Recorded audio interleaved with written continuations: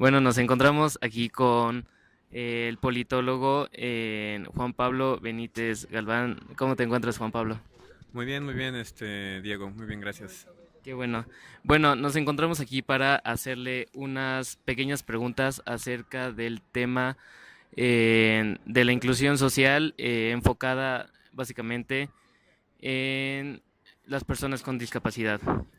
Bueno, Juan Pablo, ¿cómo consideras que influye la política sobre la inclusión educativa? Bueno, mira, el ejercicio de la política debe atender al mismo tiempo muchos frentes, pero uno de los más descuidados precisamente sí es el tema de la inclusión. Y de hecho eso lo podemos ver plasmado en los espacios públicos en los que pues comúnmente nos desenvolvemos, ¿no?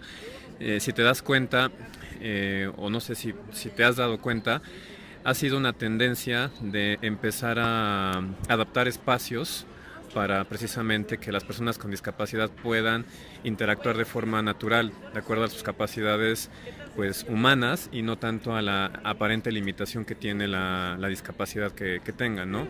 Entonces también es importante hablar de que hay varios tipos de discapacidad, ¿no? Hay unas discapacidades que son más del orden motriz y hay otras más discapacidades del orden más del área de la salud mental.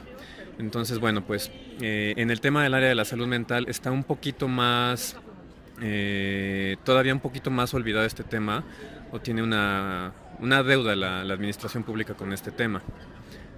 Ok. Bueno, vamos con la siguiente pregunta. ¿Consideras que si hubiera un mejor gobierno habría una mejor educación? Mira, tu pregunta es muy interesante porque el punto de hablar de un mejor gobierno para los politólogos nos mete en un debate que podríamos aquí extender una hora o más. Sí, entonces el tema de un mejor gobierno, ¿cómo decírtelo?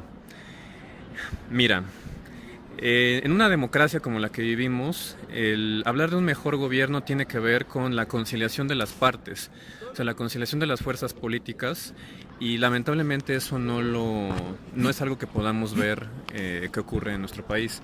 Hoy día estás viendo incluso cómo hay una división interna dentro de los partidos políticos, y actualmente el partido que era la propuesta del cambio en el año 2000 es el que está más dividido, ¿no? Y el que también tiene esta perspectiva un poco más humanista sobre el hombre y la sociedad.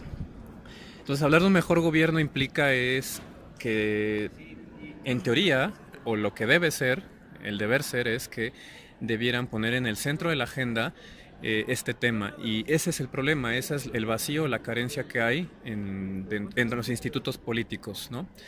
Y bueno, pues eso no se ve reflejado. Entonces, por lo tanto, no hay un buen gobierno, ya contestando a tu pregunta sin ser a priorístico, no hay un buen gobierno partiendo de este hecho, ¿no? Porque pues la agenda la marcan las elecciones, la marcan otros temas y precisamente las minorías, lo que tiene que ver con las personas con discapacidad, pues son a veces más invisibles.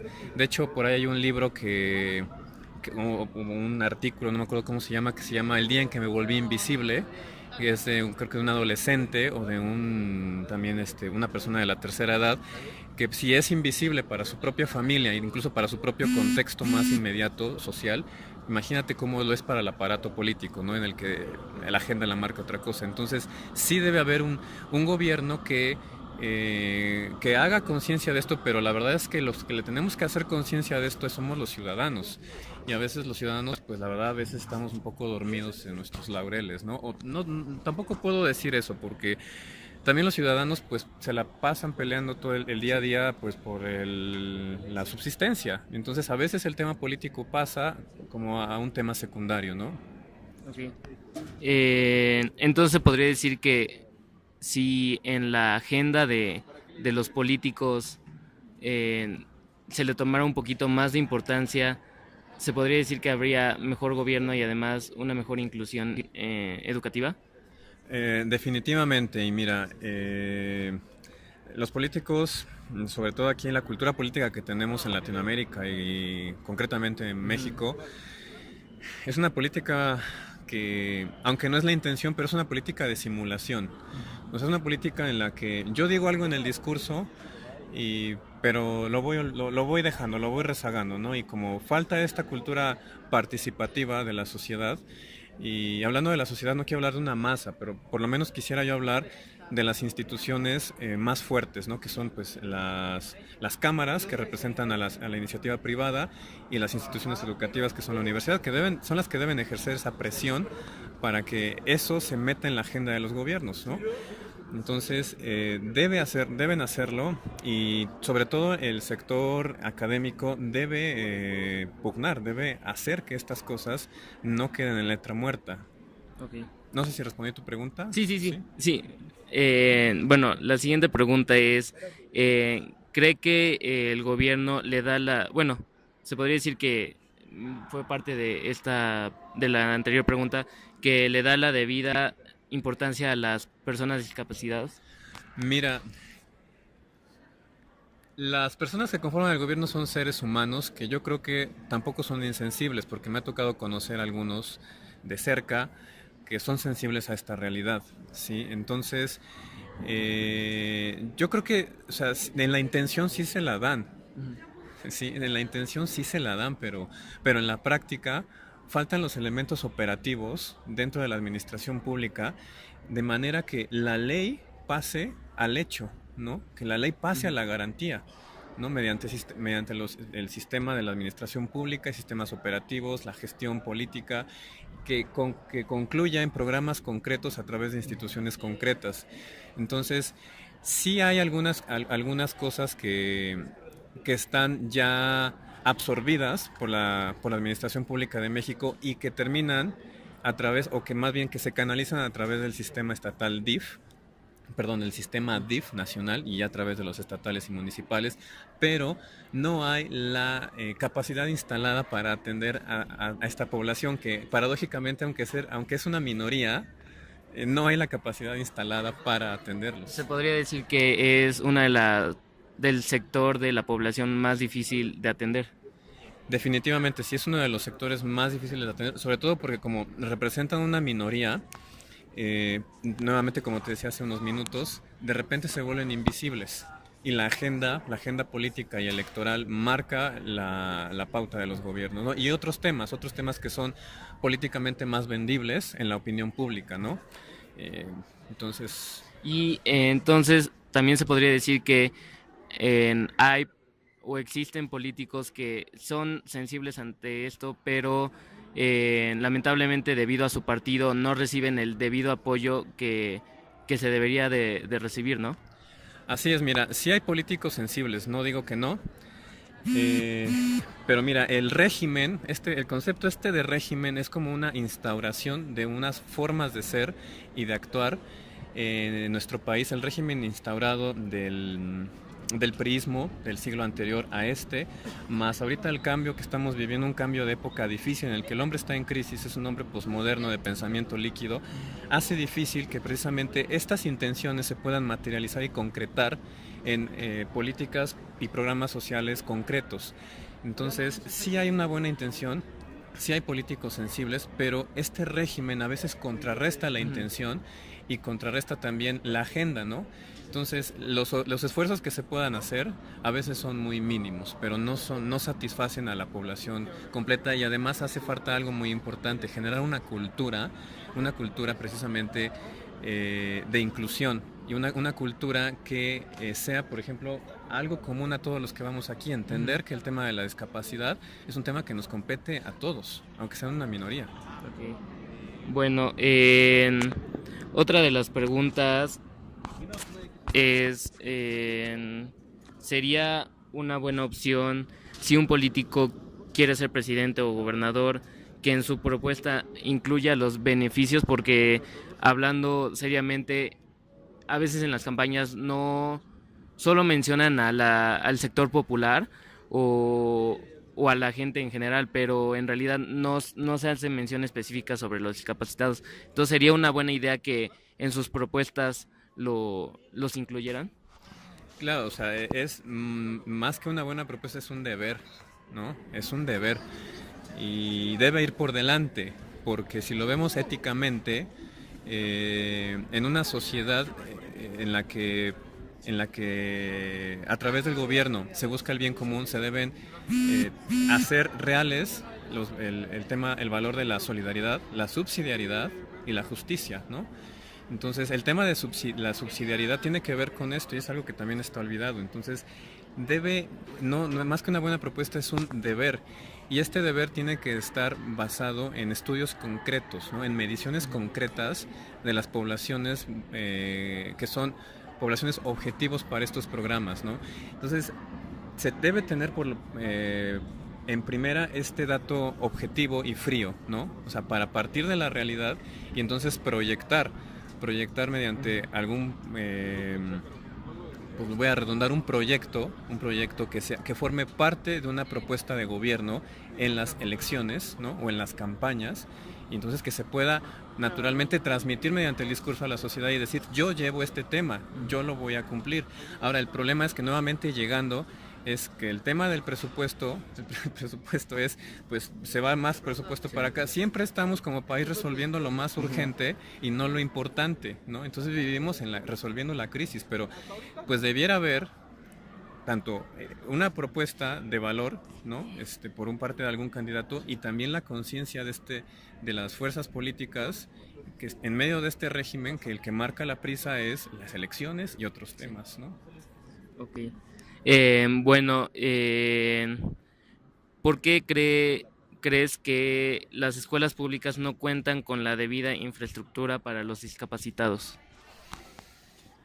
Nada más las escuelas públicas. Se podría decir que las escuelas públicas, porque como se está enfocando en el aspecto del gobierno, digamos que son las que están dirigidas por parte del gobierno, porque si hablamos de las escuelas privadas, aunque digamos que reciben el apoyo del gobierno, en realidad las que son 100% del gobierno son las públicas. Muy bien. ¿Por qué creo que no están bien okay, con una buena infraestructura? Mira, es una pregunta muy interesante, y si te lo puedo abordar desde el tema nuevamente de la política mexicana, partir un poco del tema de la corrupción. En México sabemos que tenemos un sindicato de maestros pues que sirve de maquinaria electoral nuevamente. Entonces, y dentro de esta, digamos que de esta infraestructura, me refiero primero que nada a la infraestructura, o más bien a cómo está armada la Secretaría de Educación y las CORDES, todo esto que forman la SEP. Pues mira, si lo ves también como una empresa, son personas que, bueno, el que egresa como educador, pues busca trabajo, quiere buscar trabajo en la SEP, entra. Pero este sistema de corrupción que no se termina dentro del sindicato de maestros y que también golpea la institución de la Secretaría de Educación Pública es un impedimento para el progreso. Sí, o sea, es un impedimento. ¿Por qué? Porque importa más primero tener bien a los líderes, ¿no?, del sindicato, y también la Secretaría de Educación, mientras tenga al secretario y al gabinete que lo conforma bien, y mientras se sigan, digamos que funcionando y operando el sistema educativo, eso es ahorita lo que importa.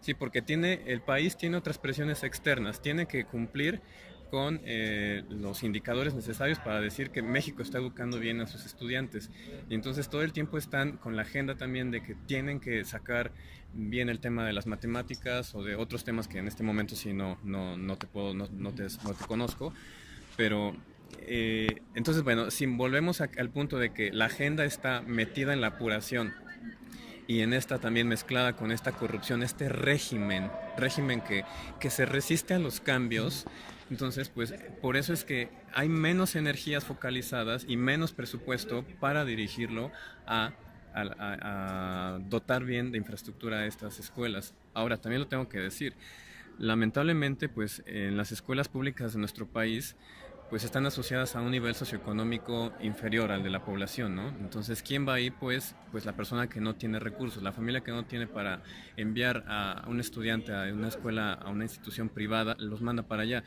Entonces, estas personas también por su idiosincrasia, por su contexto de vida y muchas cosas, pues se adaptan Sí. y no exigen estos cambios, ¿no? Ok. Entonces, podríamos decir que mientras los comandantes o los jefes estén a gusto y sigan trabajando, todo está bien y se deja como que en pausa o aparte las prioridades que se deberían de tomar, ¿no? Definitivamente, sí. Lo tengo que decir y vaya, es la realidad sí incomoda, pero pues es así. No hay una clase política que diga ya hasta aquí de tonterías, ya hasta aquí de estarle haciendo al país lo que le hacemos, de estar ocupando las instituciones a nuestro antojo para emplear a los que nos ayudaron a ganar, ¿no? Como maquinaria electoral el año anterior, porque tienen sus prebendas, ¿no? O sus favores políticos. O sea, lamentablemente no se termina con esa inercia de años, del siglo anterior a este. Ok. Bueno, la siguiente pregunta es, ¿consideras que si se incluyeran a los discapacitados en la sociedad desde la educación elemental, desde preescolar, sería más fácil que la sociedad se relacionara o conviviera con ellos? Definitivamente, porque pues si lo vemos en el proceso de desarrollo o sea, del desarrollo de la persona, ¿no? Si a un niño, o sea, a una buena edad, o sea, vas procurando que su desarrollo eh, psicosocial, ¿sí? Eh, am- adopte, adopte a estos hábitos, por supuesto, o sea, por supuesto, porque lo vas haciendo generoso, lo vas formando, lo vas educando. Entonces lo vas ayudando a que se implique en esta realidad y que también que vaya creciendo a la par de ella y vaya aprendiendo a ser pues compasivo, ¿no? Compasivo, pero más que compasivo, aprendiendo a ver en esta diferencia, en esta discapacidad, pues una sana diversidad, ¿no? Y en esto sí entra el concepto de diversidad, ¿no? O sea, estas personas que no tienen esto, pero pueden seguir aportando mucho a los demás. Entonces, definitivamente sí, se tiene que hacer desde que son pequeños y conozco algunos maestros también que trabajan en la SEP con los que he estudiado el posgrado, que han tratado de implementar algunos proyectos pequeños, pero su impacto va siendo pequeñito, ¿no?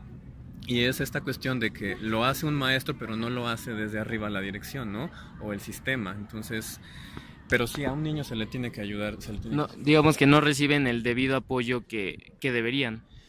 Así es. Desgraciadamente también pues sí, a veces el talento no es reconocido en nuestro país y eso es una constante. Eso es una constante, ¿no? Y como el talento no es reconocido, pues a veces se inhibe la participación, aunque debiéramos tratar de ser un poco más resilientes en eso y decir, bueno, pues no, pues yo pues voy a Sí. proponer algo, ¿no? Independientemente de a ver qué resulta, pero es mejor estar proponiendo algo a que no proponer nada, ¿no? Ok.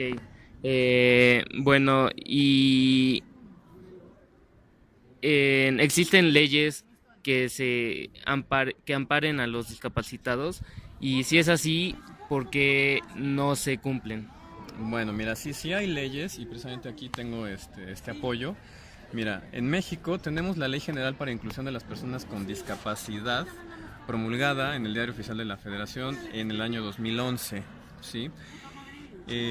También tenemos, como parte de apoyo a estas leyes, me permito aquí como ampliar un poco el panorama. Existen convenciones internacionales sobre las personas con discapacidad y la defensa de sus derechos. Entonces, cuando un país eh, celebra una convención o un tratado internacional y participa en él, entonces está de alguna manera empoderando el tema dentro de su contexto, dentro del Estado nacional, para que esto se pueda respetar, ¿no? Como un acuerdo entre naciones. Entonces en México sí hay esta ley, la Ley General para Inclusión de las Personas con Discapacidad, y hay también tratados internacionales a los que México pertenece. Y no solamente eso, sino que también en el tema de ¿cómo se llama esta? La Comisión Nacional de Derechos Humanos también tiene el tema muy bien trabajado. Y bueno, ¿por qué no se cumplen? Pues lo volvemos a lo mismo, o sea, es la corrupción. O sea, es esta corrupción y este régimen que nos dejaron instaurados de usos y costumbres en las que pues la agenda la marca la prisa, y la marca también pues esta resistencia al cambio, ¿no? Y mientras sean invisibles estas personas, pues ahí pueden estar más años. O sea, y lamentablemente así es. O sea, pero sí se necesita la participación de la ciudadanía y de las instituciones para hacer presión en este tema, y que por ejemplo, ahorita que viene ya la siguiente elección, pues sea un tema de prioridad, ¿no? Digamos que ellos consideran que como son personas invisibles, piensan que eh, no les podrían hacer un gran daño o podrían hacer una gran protesta contra el mismo gobierno, ¿no? Sí, definitivamente. Mira, si a los ciudadanos a veces los consideran inofensivos, porque los que estamos completos, pues a esas personas no dudaría, ya metiéndome un poco más en una cuestión psicológica, ¿no? De, pues sí, o sea, ¿qué me van a hacer, no? O sea, ni existen, ¿no? Ni existen. Ok.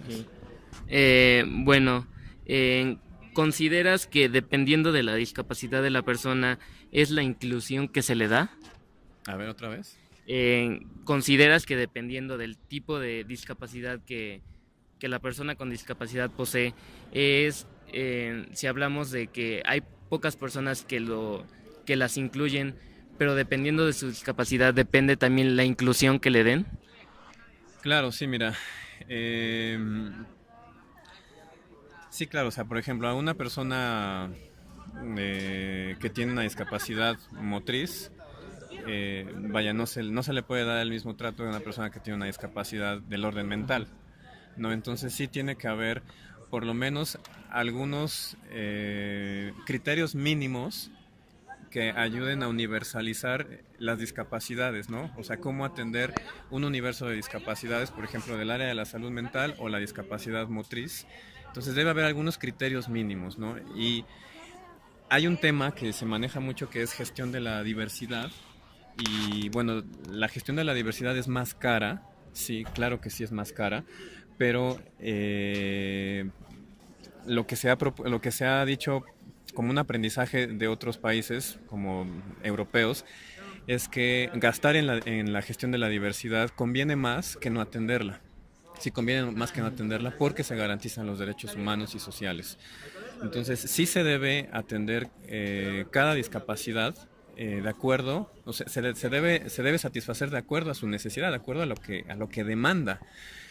Y en eso necesitamos ser muy creativos, muy inteligentes, muy multidisciplinarios para decir, bueno, a ver, de las discapacidades del orden motriz o discapacidades de la salud mental, ¿cómo hacemos, cómo universalizamos un servicio focalizado para estas personas? Y ahí se necesita mucha creatividad.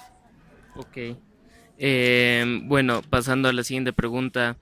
¿El gobierno debería de proveer escuelas especiales y además públicas para los discapacitados, o estaría bien que asistieran a las escuelas públicas normal que de por sí ya se tienen?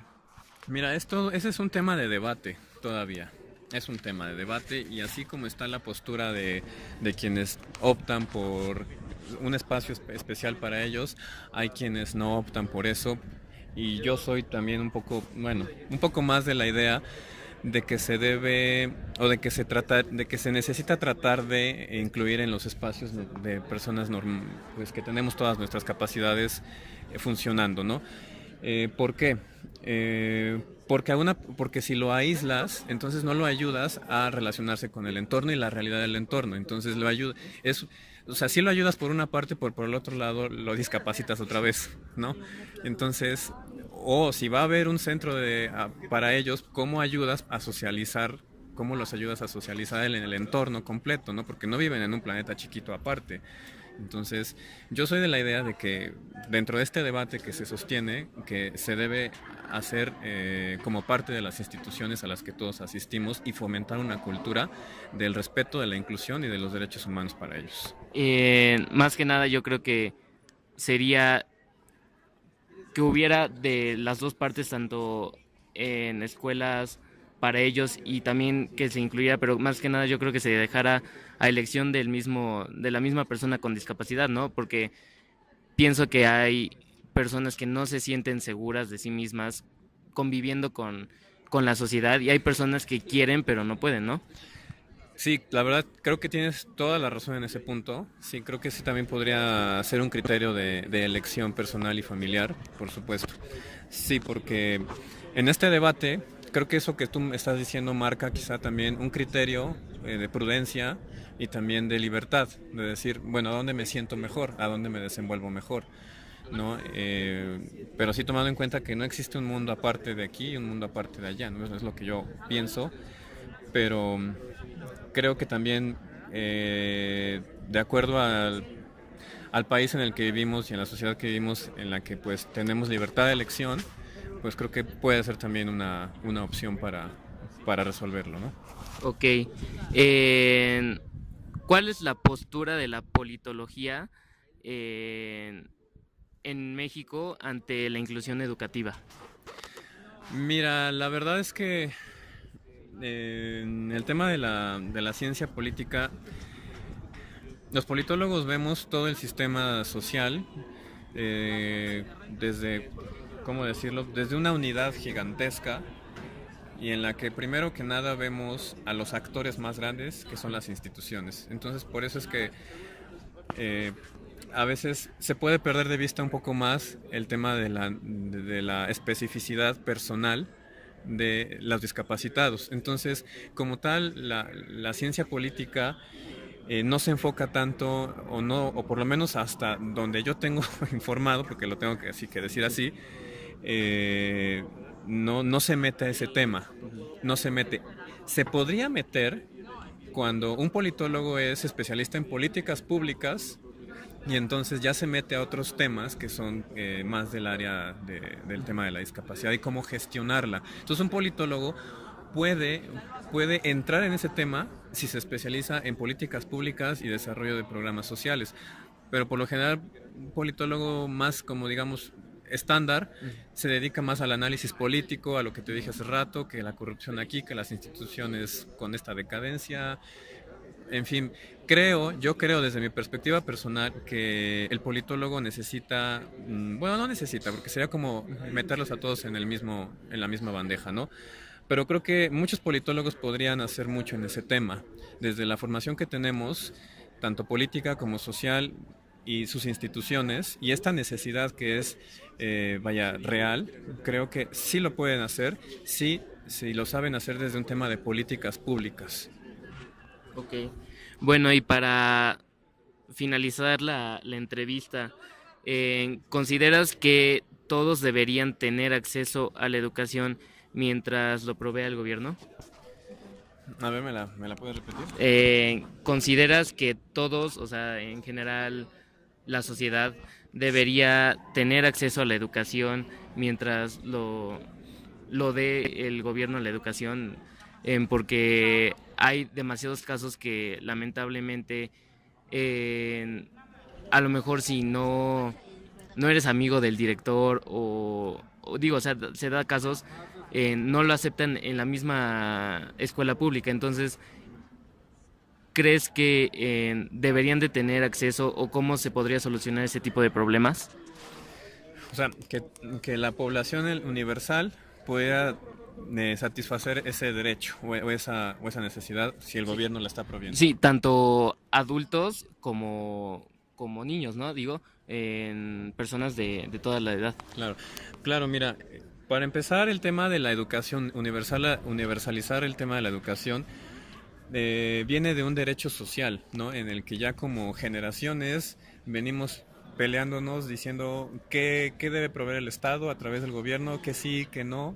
Y entonces está claro que partiendo de los derechos humanos y los derechos sociales, el Estado moderno, ¿no? El Estado moderno debe pues proveer esa educación. Además, un Estado, un país que no invierte en esa educación es un país que entra en decadencia. Entonces, un país que puede recaudar impuestos, el tema de los impuestos Sí. es otro tema, que puede recaudar impuestos, debe invertir en el propio desarrollo de su propia nación, ¿no? Y eso es algo que es de sentido común. Entonces, sí debe ser uno de los temas, vaya, ejes, uno de los temas principales. Y bueno, nomás te comento rápidamente, cuando después en el caso, por ejemplo, cuando Napoleón Bonaparte ya lleva a cabo todas sus conquistas, termina, y años después en Europa, lo que se va a empezar a conformar como la Unión Europea, todos convocan al Congreso de Viena. En el Congreso de Viena los países europeos determinaron que la educación era el eje de su desarrollo, ¿sí? Y estudiando precisamente a Napoleón, ¿sí? Como era un estratega. Entonces, estas naciones pues entendieron eso a tiempo y entonces pues implementaron estas políticas pues ya desde el siglo antepasado y bueno pues ve cómo están desarrolladas. Sí, bueno, tienen otros temas en los que están carentes, ¿no? En otros temas, pero en el tema de cómo han desarrollado un modo de vida, una cultura de vida que también que les ayuda a tener bienestar, pues ahí está el ejemplo, ¿no? Entonces, pues nosotros nos hemos tardado mucho en entender eso y mientras aquí siguen enquistando sus problemas políticos y elecciones de cada 6 años. Digamos que el país, o más bien la política, se está enfocando más como en sus problemas interiores en vez de, yo creo que la solución sería enfocarse primero en los pequeños problemas y esos pequeños problemas podrían solucionar los grandes problemas, ¿no? Totalmente. O sea, a veces también llega el típico Mesías que va a ser el salvador de todos y no hace nada. Y entonces a veces el tema más modesto y más pequeño, ¿no? Por lo mismo de que lo es, no cobra tanta importancia. Entonces, claro que se necesita hacer, y esto se necesita también seguir haciendo desde las asociaciones civiles. O sea, en México necesitamos, no solamente del gobierno, las asociaciones civiles en las cuales hay una baja participación en México, ¿sí? Se necesita llevar a cabo algunos programas en los cuales puedan seguir bajando recursos de la federación para poderlos implementar. Quien tiene vocación y gusto por esto lo hace, ¿no? Pero se necesita socializar e implementar más como una cultura de nuestro país en la que la solidaridad y la subsidiariedad sea el valor motor que nos ayuda a satisfacer estas necesidades. Entonces, ¿crees que en más que nada falta participación social? Pero yo creo que esta misma participación social a veces la sociedad no tiene las ganas por porque se va abajo por más que nada por saber que el gobierno no los apoya o algún tipo de esos. Sí, o sea, la sociedad, mira, el tema es multicausal. No puedo decir que es una sola causa. Pero claro, o sea, México vive decepcionado por su clase política y si te puedes dar un vistazo en la encuesta nacional de ciudadanía del año 2014, que llevó en ese tiempo el INE, digo el IFE, vas a ver el índice de desconfianza y de participación que hay en México. Entonces, el tema es multicausal. Es que la clase política inhibe y desencanta a la población. Por otro lado, si vamos a otro tema, el tema de que vivimos en una sociedad líquida en la que estamos invadidos por estímulos que nos hacen vivir solo el instante y el placer, ¿no? Y que los jóvenes no tengan un rumbo, una dirección y que vivan ahora y que consuman ahora, pues los impide meterse en sí mismos y pensar en estos problemas. Entonces es parte y parte, no podemos tampoco culpar a todo el gobierno, ¿no? O sea, el gobierno definitivamente está descalificado, ¿no? Pero nosotros, que somos la materia prima de este país, necesitamos tomar esa responsabilidad, por lo menos ser resistentes al contexto en el que vivimos, de lo que se llama una desinstitucionalización. O sea, pues ya no creemos en las instituciones, ¿no? Da igual lo que sea, cualquier valor, ¿no? Todo es relativo. Vive el placer, vive el instante, vive ahora. Y como dicen, YOLO, ¿no? O sea, ¿no? Entonces, es multicausal el tema de la participación, pero definitivamente el gobierno, sí, yo como politólogo sí, o sea, lo señalo, de que como autoridad debiera ayudar a convocar, ¿no?, a la sociedad a tener confianza y a ser claro en cómo las instituciones se van a administrar y cómo las instituciones nos permiten participar y desarrollarnos a través de ellas. Entonces, para finalizar, sería la conclusión que falta la confianza de la sociedad ante su propio gobierno, ¿no? Has tocado uno de los temas más interesantes que hay. El tema de la confianza, sí, o sea, sí, o sea, la sociedad no le tiene confianza al gobierno. Yo te vuelvo a insistir, métete a la encuesta y vela, o sea, vela. Y el tema de la confianza es un tema que antes de ser nada más de un vínculo gobierno-sociedad, es un problema que tenemos en el nivel social, ¿sí? Por otras cuestiones, por la delincuencia, ¿no? Y por esta escasa participación que tenemos, que nos hace vivir un tanto como en anonimato para los demás, ¿no? O sea, vivimos en una prisa de ir y venir y el otro no me importa. Entonces, si nos vamos un poco más a fondo, el tema estás hablando del tema del capital social, ¿sí?